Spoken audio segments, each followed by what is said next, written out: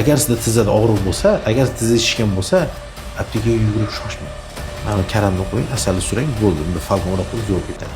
Siz aytganingizdek tekshirilmagan bilimlar ko'pda, bitta ma'lumot, tekshirilmagan ma'lumot ko'p. Ma'lumot beriladi, tekshirilmaydi. Buni tekshirish uchun bilim kerak bo'ladi-da. Kimdir gapirib tashlaydi, tekshirilmagan ma'lumot. Bizda hamma muttaham, bitta doktor muttahamda bemorlarimiz. Endi artrizni davolamagan. Ikkita odam bir xil travma, bir xil futbol o'ynaydi, bir xil yoshda, bir xil og'irlikda, bir xil shaklda travma oladi.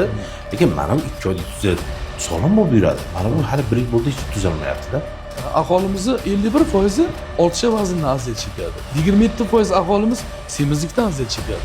Semiz insonlarning 90-95% sarkopeniya holati hisoblanadi. 80 yoshli momo ham kollagenga ehtiyoj sezadi o'zida, 50 yoshli o'rta yoshli inson ham, 20 yoshli yosh qiz ham kollagenga ehtiyoj sezadi. Hamza kollagen shunday. Sarkopeniya bu tashqi va ichki omillarning natijasida insonlarning mushagini qarishi, zaiflashi, kuchini kamayishi va funksiyasini yo'qolishi hisoblanadi.